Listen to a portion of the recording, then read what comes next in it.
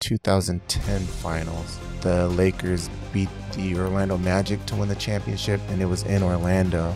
And in the tunnels of the arena, like, I was walking by to one of the media interviews, and Kobe, after winning, like, rushed by and hugged me. You know, me, I'm a journalist, so I try to, my job is to be impartial. But that was like, in my head, I was like, that was the first time it resonated with me, like how much winning actually meant for him, that he was just in this state of jubilation.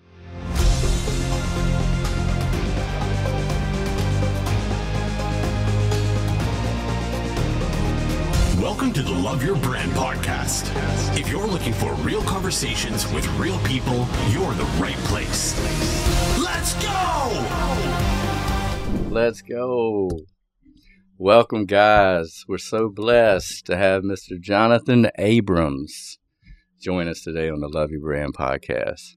He's an award-winning staff reporter for the New York Times and best-selling author of two previous books, Boys Among Men and All the Pieces Matter, The Inside Story of The Wire. His latest book, The Come Up, An Oral History of the Rise of Hip-Hop, published in October 2022, is his latest creative piece. He was also previously a staff writer at Bleacher Report, ESPN's Grantland, and Los Angeles Times, and is a graduate of the University of Southern California. So welcome to the show, Mr. Jonathan Abrams. Chief, I appreciate it. Hey. That music got me hyped. we need to have that music before we play basketball. I know. Listeners, Chief and I, we play basketball a couple times every week. That's how we know each other. Gonna play until my body completely falls apart. That's it, fellow hoopers. You know, I was meeting with a mutual friend today, and he's 57, and he still gets out there and runs with us. So, that's good. You know, that's promising. Is that how old he is, Mark? He's 57? Yeah. I wouldn't have guessed that. I know. He moves. You know what? His sons are really athletic, and they're in their young 20s, so I can see that. Have you hooped with them when they've joined us? Yeah, you have too, right? Yeah. At Providence, yeah. They're tough. They're a tough guard. You know what's interesting is that podcast is actually the reason why I joined this group, because I moved to Charlotte about 9 years ago now, and I did a podcast, and Matt Lewis happened to hear it, and he reached out to me. I may have mentioned that I play basketball, and like that was one of the first things I wanted to do once I got settled in Charlotte, was finding a group. Matt Lewis, he sent me a DM on Twitter saying that he had a group, and I met up with this group. It was just like a 10-minute drive down the street. We were at a place we played previously than where we play at now. And the fellowship and the community, is a great group of guys. And yeah, I fell in love with that group. Matt Lewis, I might not know his last name. Is that 3-point Matt? That's 3-point. No jump when he shoots. Bingo. Yeah, it's Bingo Matt. Oh yes, a great group of fellas, community fellowship. You know, anytime I move to an area, my first obligation is to find all the hooping spots. I mean, I drop in, I network with only one objective. Hey, where do y'all hoop at? You can meet so many people through sports. Well, and that's brings everyone together. Definitely. And I started thinking one day, I was like, man, I hoop with all these fellas. You know, sometimes we talk about issues, things arise, but I said, I have no idea what any of them do. Yeah. You know, so I started asking, like, hey, what do you do? And you would just be surprised, just the plethora of talent that is out there, and you wouldn't know it because we're all out there with one common purpose, just to play ball, you know, be competitive and try to represent in our fine age. There's two objectives: is to play ball and not get hurt. That's it. And I still always seem to hold an injury or two, but still kind of give it our all. That's for sure. And Jonathan, he just busted a pair of Lucas, which was pretty impressive, I gotta admit. Ran right out of your shoes. Yeah, they blew up. I tried to cut the other day, and poof, it looked like exactly how Zion Williamson did it when he was at Duke. When his Nikes blew up, it was similar to that. Well, man, we have, this podcast is really about telling people's stories. I find life so interesting. We're about building bridges and sharing other people's stories, just so other people can, gain wisdom, just get an improvement message and really just to grow them as a person, So with that in mind, I think you've got a big history in journalism. You worked in sports for a while, and how that kind of ties in with your personal brand, marketing, being an author. You've got a lot of good stuff going on. A lot of our listeners, it seems like everybody is in the process of writing a book. I had a podcast yesterday. Ryan Alford. He's got the #1 marketing and business podcast right now in the U.S. And he jokingly said, I've got 7 books in the works. And feels like me, right? I will never write a book. My communication is subpar in the written form. I'm going to be honest. I write hooks, messaging, and campaigns. That's about it. So if I had any publication, I would have to have a ghostwriter. I want a lot of images. That's just me. Jonathan hands me his book. I'm like, this is a book. Like this is a book. This is a book. I'll be lucky to get out a nice little 25-page white paper.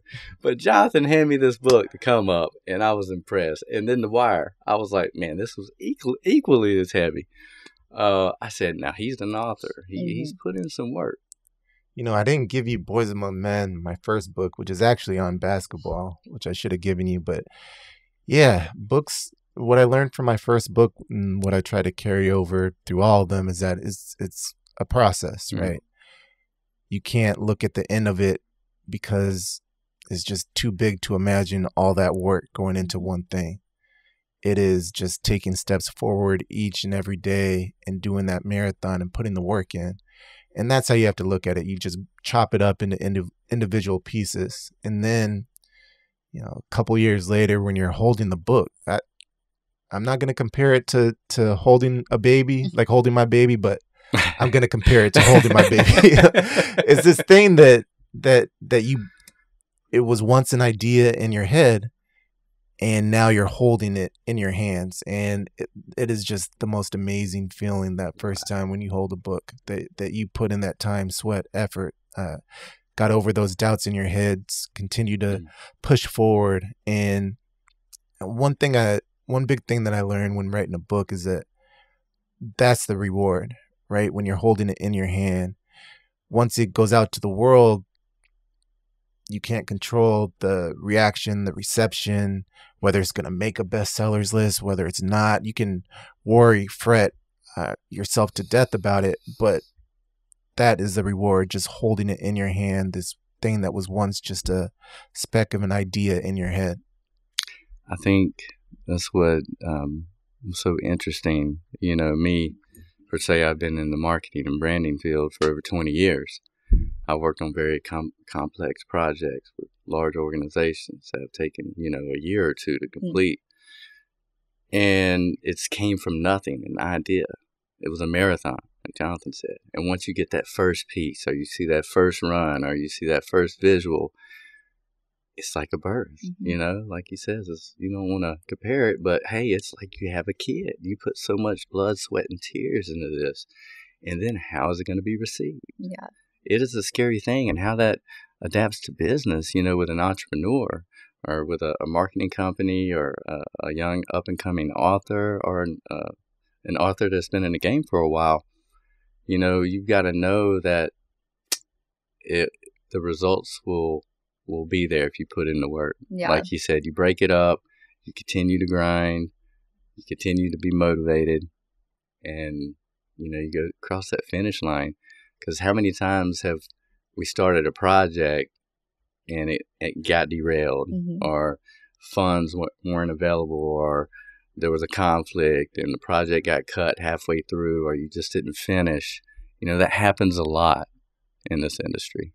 The come up, I felt a lot of pressure because I was trying to tell this story of hip hop, and it's a very influential, unwieldy story with a lot of different dimensions, and you could take it either way, a number of ways. And I felt a whole lot of pressure, and it was the hardest thing that I've ever done. It probably took about 3.5, 4 years. And at some point, because I was getting stuck, I took out a piece of paper and I wrote down, "Perfection is the enemy of progress." And I taped it in front of my laptop so I could see that mantra every day and not be stuck, because I was trying to be perfect. And if I was going to try to be perfect, I was never going to get any work done, never going to take those steps forward. What do you feel your main inspiration was for becoming an author in each of your books? Yeah, so it's funny because none of my books are on the same subjects. Like I think my interests are diverse, and I try to scratch itches. Like usually I just it's either something I love or have a deep interest in, something that I want to learn more. Selfishly, this hip hop book, being able to talk to a lot of producers, DJs, artists, and wanting to learn more about the history, because I don't think a book like that existed before I was able to do it. And I felt like a lot of the pioneers weren't getting a lot of recognition, and we were coming up on 50 years of the birth of the hip hop anniversary. And some people aren't with us anymore and their stories are lost. So I wanted to try to catalog and document those stories. I was lucky because I grew up and I had a newspaper every morning. I would fight with my dad to get to the sports section first. And that was the way I grew up.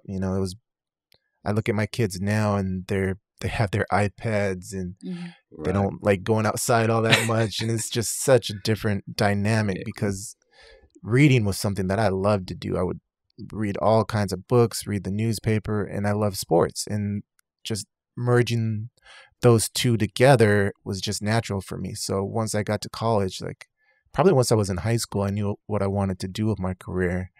And, if I wasn't going to be a baseball, I hate to say it, Chief, but baseball is my number one love as a sport. Wow.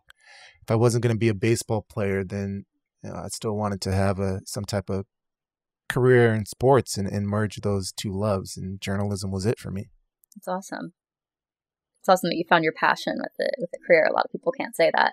Yeah, it's crazy because I majored in print journalism.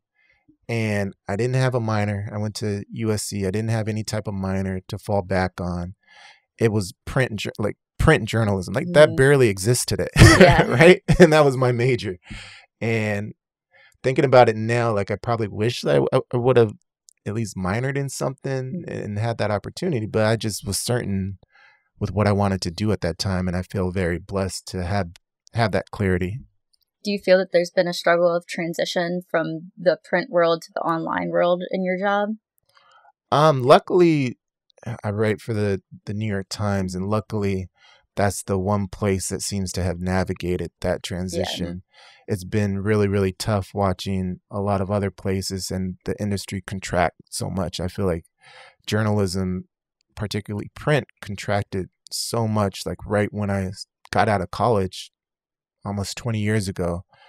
The mass layoffs started hitting newspapers in particular, and news got shifted to the internet, and a lot of newspaper and publishers didn't know how to deal with that. They still trying to figure it out. And I started my career at the Los Angeles Times, and that was my dream, just to stay there, because I grew up in Southern California, but I kind of saw where things were going, and the New York Times recruited me, so I went over to the New York Times. But yeah, it's been very difficult to watch. But the Times is not just a newspaper anymore. You have cooking and recipes. You have Wordle. You have a lot of different dynamics where they're trying to lure people to their site and spend time on it. Yeah, I in reviewing all your details earlier, Jonathan. I found your section in the New York Times. You know, you write on, you cover national cultural news, and went through, and you're pretty active. You write a lot. You've got a lot of stories. He's got a lot of traction. So that's what he's currently doing there. So make sure to go check out his writings. I was checking it out. I was wanting to get your point of view on something. I don't know, you know, what you could say or not, but, you know, there's been a lot of chatter over the last few days about the lawsuit. New York Times lawsuit against ChatGPT, OpenAI, and Microsoft.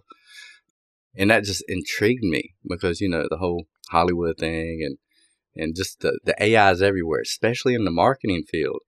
I mean, the market is getting so saturated with agencies coming in saying we're an AI agency. You know, we could do this, all this is automatic. All this is automatic. We'll have people call and try to devalue our service because they've seen an AI piece, you know, and I'm like, it doesn't really work that way. So I was reading and I listened to a quote. I think I went on TechCrunch or The Verge. I didn't want to go to New York Times because biased. I didn't want to be biased. He said, you know, they were saying we view this principle as fair to creators, necessary for innovators, and critical for U.S. competitiveness. That was OpenAI. They essentially are saying, hey, there's no merit, you know, and, you know, on the flip side, New York Times, they're getting all their journalism scraped and copied and gathered. So it's not just the New York Times. I have a feeling this could be a ripple effect. Yeah. Right? Like this could sway in a lot of different ways in the field. But really what struck me is that article, it said, the headline, it says AI is coming for journalists. And I was like, oh, that's harsh. So we're in a really interesting time in journalism where, one, the industry has contracted a lot. Growing up, one of my dreams was to write for Sports Illustrated. And Sports Illustrated is nothing of what it was when I was growing up, where they just had some type of incident with AI generated stories. And I don't think AI will ever be able to replicate what good journalists do. Good journalists go and interview people. They're able to pick out the quotes that will resonate with people. They're able to be the eyes and ears of different places and different scenes. And you just can't replicate that with anything other than journalism and true people and hard work. And it's just a really interesting time. I think journalism isn't the only business sector, like you just said, that's going to be impacted and affected. And I think about people who have relied on ChatGPT or AI to go to court and cite court cases, and, you know, they get in trouble because those court cases don't exist. They're not reliable. So is trust and verify when you use ChatGPT and all that stuff. And, you know, I think that journalism, the true way, the way that we do it at the Times, and we're really, really invested in bringing truth and seeking it out and being able to tell how the world is flowing and existing in all of its complexities. I don't think that's ever going to be replicated. I agree. I think the creativity, the human touch, I think you're going to see a growing need for it this year, even though it's going to be so noisy with all this AI stuff going on, that it's actually going to increase our value. I think people, you know, let's face it, the last few years, they hadn't had a lot of human connection. I think everyone is craving it. It's one reason why I started this podcast. And I'm like, hey, Jay, come to the mobile podcast, right? I mean, he's not too far away. This is cool. This is unique. This is an experience, right? Yeah, we could have probably did it over Zoom, you know, or Riverside or whatnot. And I'm not saying we won't do that, but any chance that I get to have that human connection, I just enjoy that so much. Yeah, and I think that especially as we get older, you get married, it's something that isn't, if you don't prioritize it and be conscious about, it's something that can really slip by. Mm-hmm. And that's why I love playing basketball. It's not just playing basketball, but it's the fellowship and the community that you get out of it. And there's guys that I know that I can call on for anything, even if I just cross them over very, very badly. And that's the first book you wrote. I don't have it in front of me. Boys Among Men.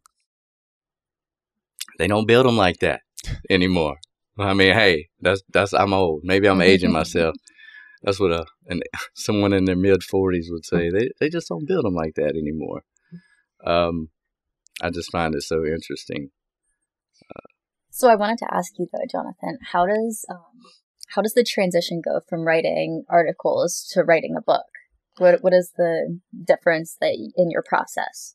So there isn't that much of a difference, to be honest, because like I said, you just break them down into pieces. So writing a book is like, for me, and I'm sure other authors have different processes, it's just doing a lot of articles over and over again and stacking them up and trying to look at it that way. Like, okay, I've written an article, so I can probably write a chapter. And if I can write a chapter, I can probably write 2 or 3. And if I can write 2 or 3, I can probably write a book. And whenever I write a story, I outline, and that's definitely true of books. I try to outline it so I have a roadmap to know where I'm going. And books, they take a lot out of you.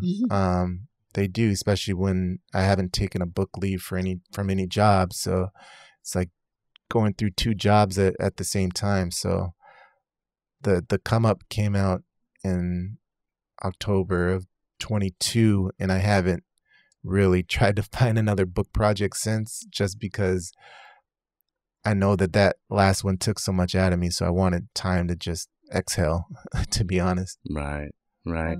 And I want everybody to know I'm not anti-AI. I might sound like it sometimes, but we utilize it. The marketing field, for, say, a blog, for SEO, right? But you still always need that human touch to it, right? Because it's not 100% reliable. Yeah. We might use it for content calendars. So when you utilize it, use it as an asset to take care of some of the, the very minor kind of things, the tasks that you do that take a lot of bandwidth, right? And that will leave more room for creativity, especially in the marketing field. We can put that bandwidth or that time savings into more creative, into more idea. And it's never good to fully rely on anything, whether it's fully relying on, you got to double check everything. You can't just type something up and not read it. Exactly. You would never do that. Exactly. So same with AI. You can't just give it a prompt and not read it. So that's the context. It really, I mean, it's been a time saver, right? It has, yeah. But you've gotta still put in the time, and you've still gotta give that human emotion to it, that play on the creativity, because it doesn't have it, and to make it very valuable. And I think that component is where a lot of businesses and brands, the value has dropped. Yeah. They've been missing that over the last few years. They've been constantly focusing on, how do I market as fast as I can? How do I convert these people as fast as I can? How do I hard sell them? How do I increase my revenue for the third quarter? They moved into marketing mode. And I think all of us, everybody out there, has caught on to it. So I'm tired of going to somewhere where I'm actually trying to research information. I'm checking out, information on my boy Jonathan here, and it's like I'm getting bombarded with ads. Now if it's some athletic wear, I might click. I'm just saying, that's just me. But anything else is just noise. So I got to cut through the noise, right?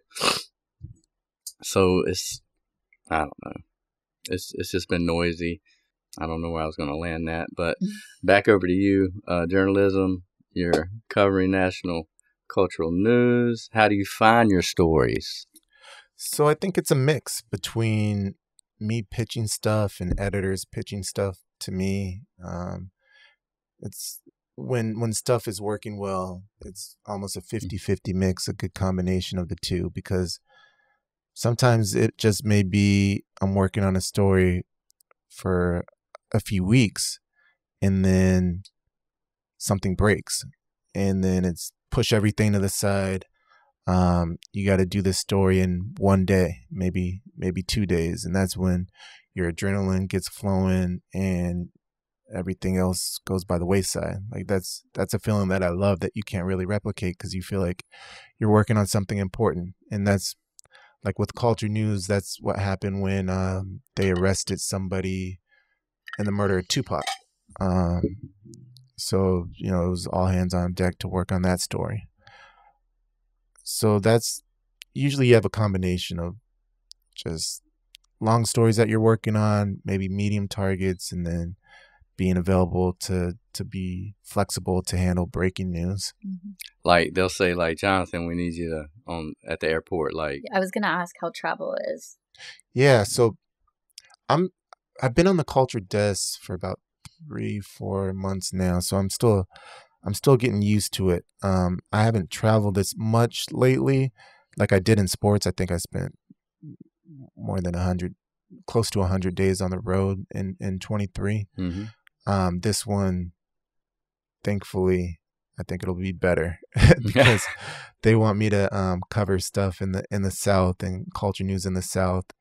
And I go up to New York every few weeks just to say hi in person, because I work remotely most of the time. But luckily, I have a wife who was a former journalist, so she understands the rigors of the job, to have to drop everything and handle work at a moment's notice. So I'm very thankful for her, because we have 2 kids and she's able to manage stuff when I'm gone. Hey, that's a blessing that she knows the world that you're in, and hey, you might have to leave on a short notice, and yeah, while working full time herself. So wow. Is she still a journalist, may I ask? Or no, she works in corporate communications at a bank now. Okay, that's awesome. That's awesome. So where in Charlotte do you live, or what area? So we live in South Charlotte, right across the street from Calvary Church. Okay. Where Chief and I play basketball. Basketball occurs. He gets to roll out of bed and that's awesome. Get over there and the funny thing is that I still wake up. How early do you wake up to get there? Probably about 4:50. That's what time I wake up. Really? Yeah, because I like to take my time and be able to stretch and take a shower. And even though I live right across the street, I like to be there and get there as early as I can to get shots up and get there. Yeah. Man, it's a mental thing for me. If it's when the clock says 4, anything 4 is tough. Now, if I can wake up at 5 or 5:15, I'm golden. But anything before 7, I get scared. Yeah. You know how many times that I've been out there playing basketball when I'm like half asleep? Yeah. And sometimes it's just like muscle memory that I'm moving out there. But so you reported on sports for a while. I mean, Bleacher, ESPN. How many years did you report on sports? Oh my goodness, that was my career. So probably about 15 years. Mostly a lot of NBA. Yeah. How has the transition been to the cultural? I was really nervous about it, Zan, but I've loved it so far. That's awesome. It's working with smart and creative people, and like one of the first stories I work on was the Tupac arrest, and then from that, Dave Chappelle had made some comments about the conflict in Israel, and he was performing in Raleigh next. So I went into his concert, and it was the first time seeing Chappelle in person, but I wrote a story about him addressing the conflict, and I was just working on cool, different stories, almost using a different part of my skill set. And I always like challenges, and the reason why I got moved over to the culture desk was because, you know, I had books on a television show and a whole music genre, so they knew I could handle it, and I think it's been a healthy pairing so far. It's awesome. Yeah, all the pieces matter. The Wire, inside story of The Wire. That's based in Baltimore, right? It is. It is. For anybody who has not seen that show, it is the best show ever made. It's the heat, that's for sure. That's I haven't seen it. I've heard really good reviews, though. So the thing is that, and I'm sure you probably heard this, is that it's a slow burn. Okay. So the first 3-4 episodes, they're really just setting the table. A lot of people drop out after those episodes because they don't know what's going on. But then once it gets episode 5, 6, it's just, and I've seen the show like 5-6 times, and every time I watch it, I catch something different. Like, it's so intricately done. Wow. So the come up, we might have been talking earlier. I just want to recap it. You just this year, not 2024, but towards the end of 2023, you launched a paperback version of this. Okay. Yeah. Of the come up. Yeah. Right here. What platform do you sell it on the most, do you think? Online, in bookstores? Where do you feel that book sales get the most traction this? I would imagine online, probably Amazon. The handsome man, right? You know, I think I took those headshots probably about a decade ago, so it's probably time for me to get. Is that the same one he sent us? It's I think so. It's the only one so. I have. It's time for me to invest in some new ones, some grown-up ones. Oh wow, that's hilarious. Well, we'll use what you gave us, or maybe you could take a few today. We can update you want some headshots? We're a little more laid back. I got some good pictures. You don't have to be in a suit. I'm just saying. I got some good pictures. I went through my Madman phase. I kind of left that behind. Man, that's so awesome, man. So out of your publications, I mean, which one has done the best? And the Wire book, people were hungry for that one. Okay. That one probably did the best. The Wire? Okay. Yeah. What do you think's your next step? So I'm in the process of trying to figure it out. Chief knows that I turned 40 this month, and I'm trying to reset some goals and figure stuff out. Whether it's trying to get into documentaries, I think that would be an interesting avenue, or come up with another book subject. Like, one of the reasons why I've taken so long trying to figure out another one, if I'm going to do another book, is that the subjects really need to come to you. Like, I've had times when I've tried to force coming up with the subject, and it just doesn't work that way. You have to be inspired, in my opinion. I had one of my good friends who's a really successful author. He had told me that to find a book subject, you should go into a bookstore and just wander through it.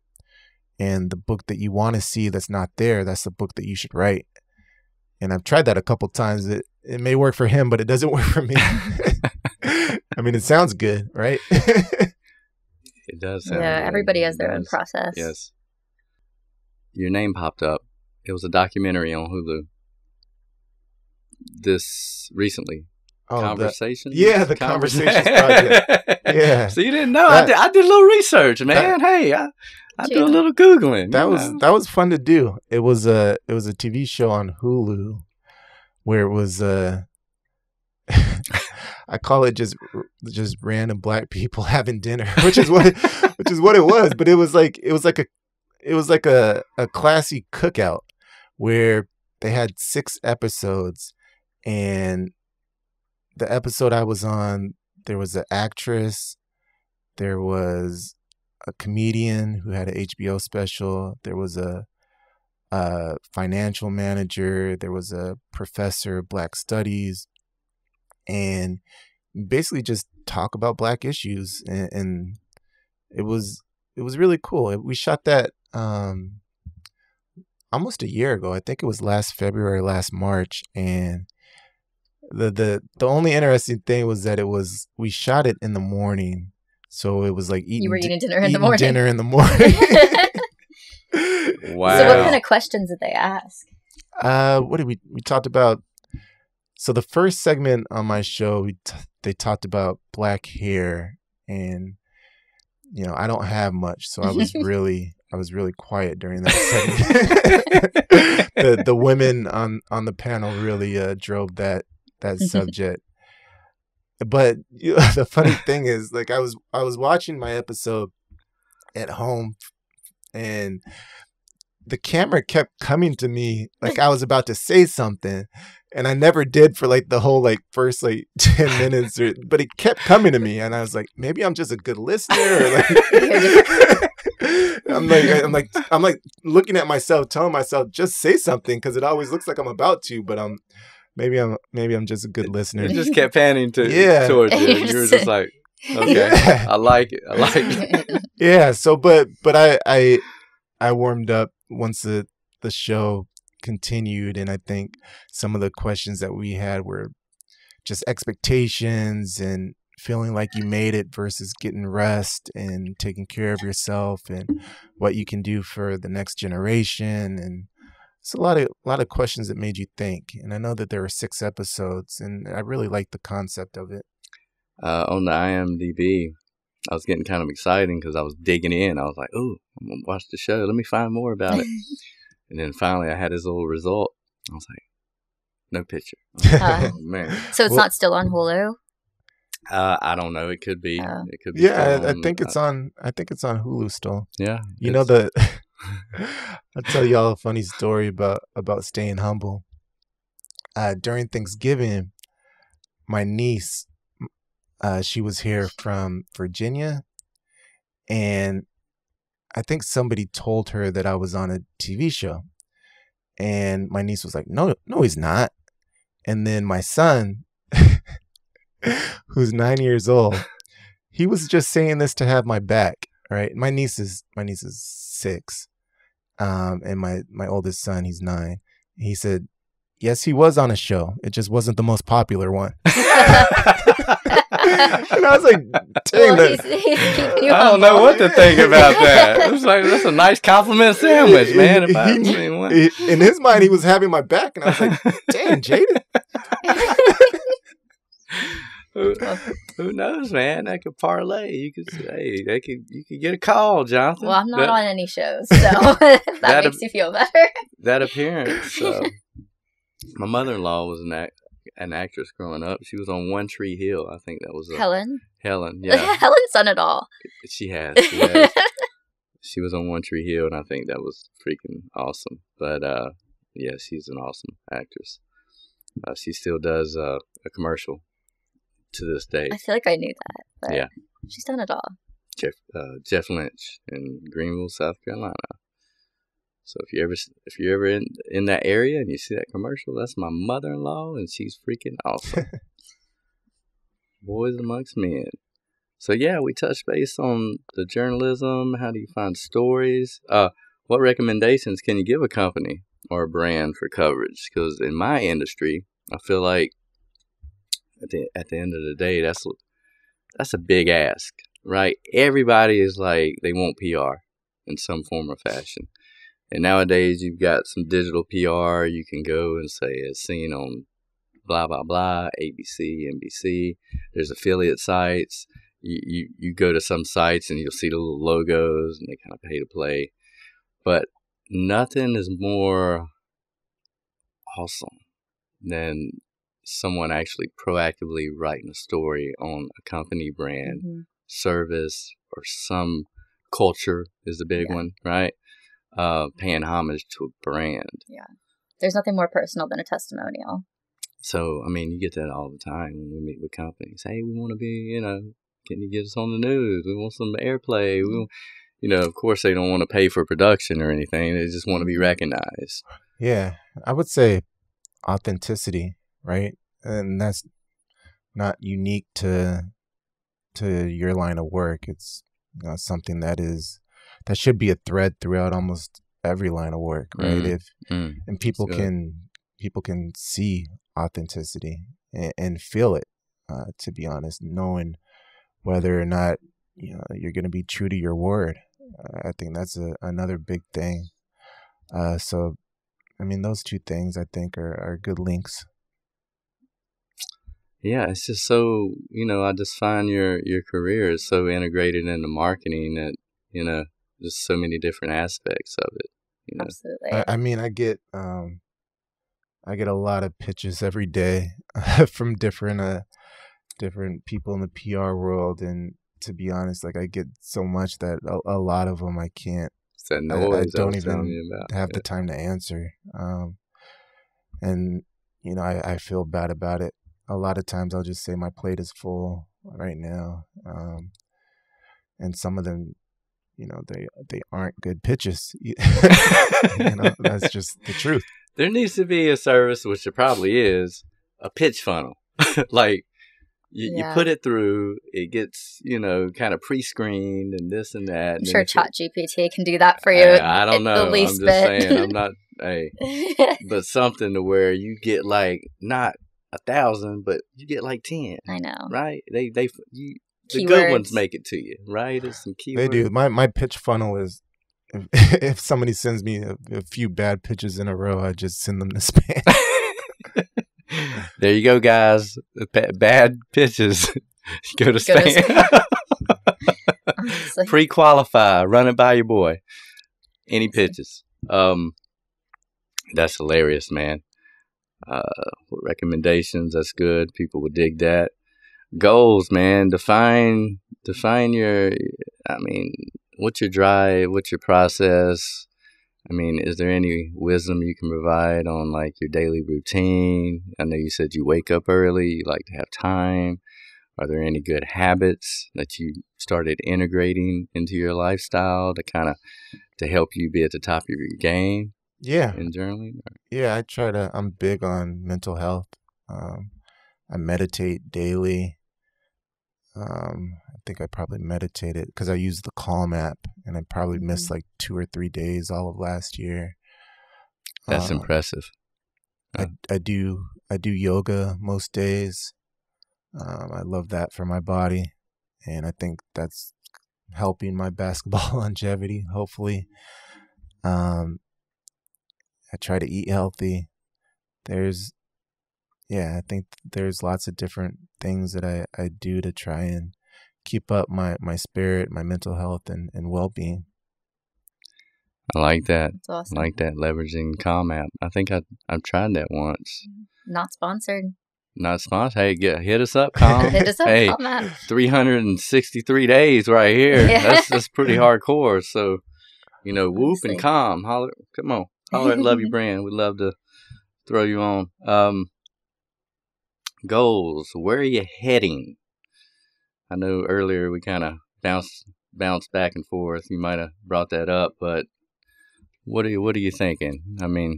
Yeah, I think I'm gonna take some time to reflect and really try and figure that out. And I've been so goal driven throughout my career that this last year, having literally no goals has been good for me to reset and not feel like I'm always trying to reach for something. Because when you feel like you're always reaching for something, there's not too much time to be able to be happy with what you've done already. And I think that you need to leave room for that. You need to leave room to be satisfied with all that you've accomplished and celebrate yourself, because if you're not going to celebrate yourself, then who is? Love that. Man, Jonathan, guys, watching, Jonathan has this calm demeanor, this natural, right? This like laid back. I very rarely talk with someone that I feel like I've got to speed myself up for. Because usually I'm playing catch up. Yeah. Let's face it. Are you sure you're not from the South? Are you sure you came from Cali? I don't know. Laid back nature. I love it, man. Life's too short to be all tight and just driven. We're all doing all right. Any advice to young writers right now looking to jump in the field? Yeah, I would read the writers who you admire see what works for them, why you like them, try to break it down. And I think for a young writer, it's almost fake it till you make it. So really absorb what those writers are doing. There's writers like David Halberstam and Jack McCallum, who I really admired and viewed their work. Both of them, David wrote Breaks of the Games, but David was a writer who wrote on a lot of different subjects and wrote great books. And Jack McCallum was the NBA writer for Sports Illustrated for a very long time. And they're two writers that I greatly admired. Awesome. What's your favorite piece to date? That I've written? That's like picking babies. Hey, which one is your favorite? My oldest. Then my next oldest. Nah, I'm just playing. No, that's a hard question. That's like you've written so much. You know, I get asked that same question. What's your favorite project you worked on? I'm like, gosh, well, I don't even remember half the projects. I don't think that's a bad thing. I think it's just that I did so many different and versatile projects. Yeah. You know, so I kind of go in my head to the last 6 months and year. You know, well, what was something cool that I launched? Yeah. Yeah, that's a tough one, man. I guess something came to mind though while I was thinking. So when I was at Grantland, I did this oral history of the Pistons Pacers melee back in 2004. You remember the Ron Artest running into the stands? Oh yeah. And at that point, nobody had done a really in-depth story on it. And I think it came out in 2012, so about 8 years later. And I remember when I first started asking people about it, nobody wanted to talk for the story. This is before they did all the documentaries about it and stuff like that. And I was at a Knicks game. Steven Jackson was playing for the Bucks at the time. And I went to the game to try and talk to Steven. And I think he was suspended for the game. In fact, he had missed shoot around, I think, and wasn't even playing that night. And the Bucks PR person, he told me to go to a room, and if Steven wanted to talk to me, then he would come. And before I saw Steven, I heard him say like, "Oh yeah, somebody wants to talk to me about the brawl. I really want to talk about the brawl." And like in my head, I'm thinking, "Oh man, like he's being facetious." But then he comes in and he gives me the most enlightening interview about that night possible. And I was just amazed. And then as time went on, I would be able to like tell people like, okay, Steven said this, and that really helped propel getting the rest of the interviews because they didn't want basically Steven being their voice in the story. So it really just added momentum, and the story really, I think for the first time, really open readers to the spectacle and the drama, the intensity, and the ramifications of that night. Wow. What was your favorite athlete interview? Was it that? Growing up, I have a couple. Growing up, how I grew up, and Jason's probably the same way. MJ was a GOAT, so I've been able to interview Michael a couple times. Yeah, pretty jealous about that. I'll be honest. That's awesome. He is a GOAT. And then Kobe, he used to call me Young Buck because I was just starting my career at the LA Times, so I was around the Lakers. And being able to interview him a lot of times was something that I'll always hold close. Wow. Yes. Awesome. He had a intensity. Like I was watching a video on Kobe on how he trained.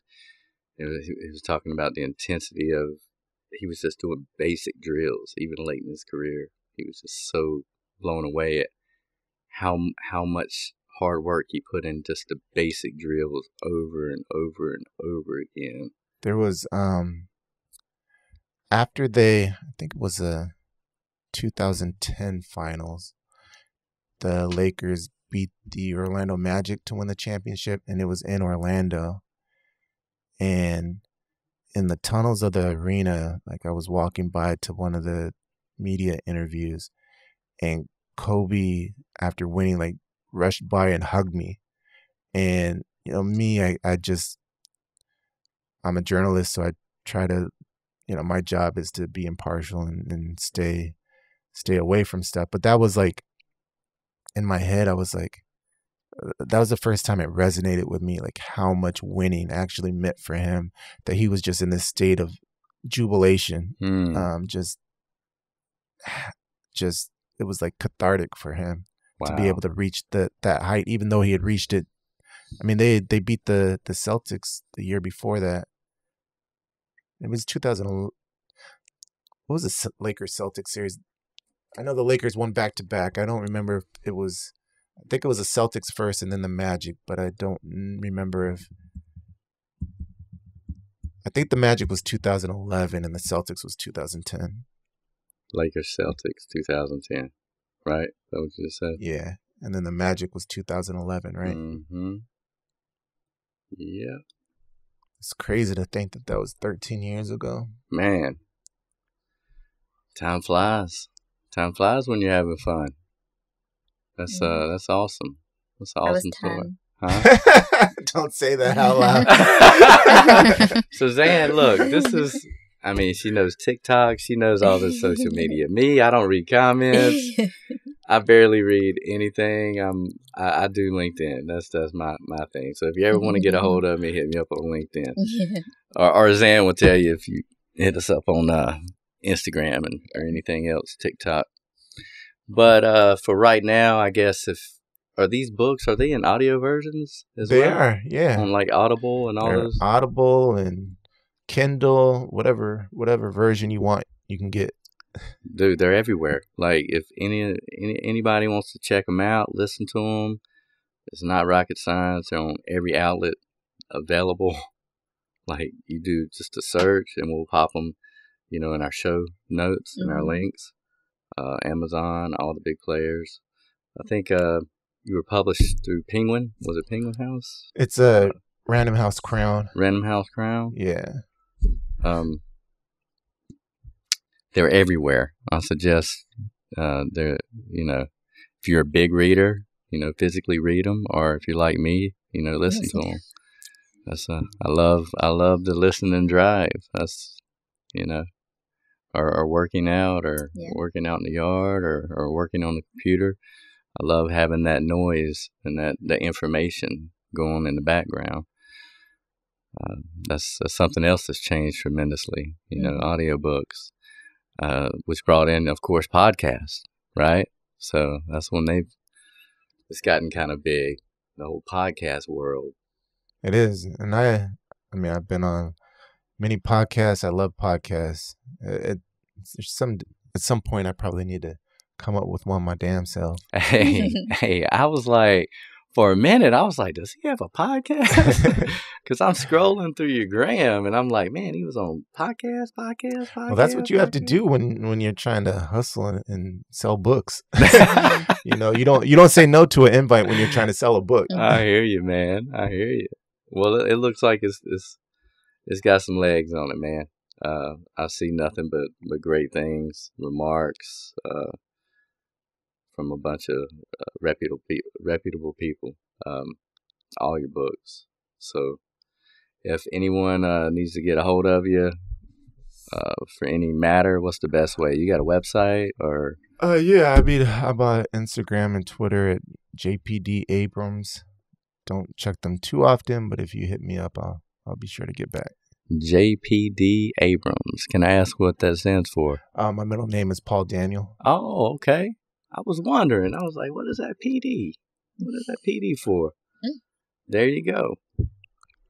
Well, guys, you know, feel free to always hit us up after the show if you have any questions. I would love to have Jonathan back to answer those questions. We enjoyed having you on the podcast today so much, my man, and look forward to hooping with you on Friday. Yes, sir. Chief and Zan, I definitely appreciate you guys. It was an honor. And yeah, I'd love to come back. Awesome. Thank you so much. Thank you. See Peace. You. Thanks for listening and joining us on the Love Your Brand podcast. Stay tuned for the next episode, and remember, share the love.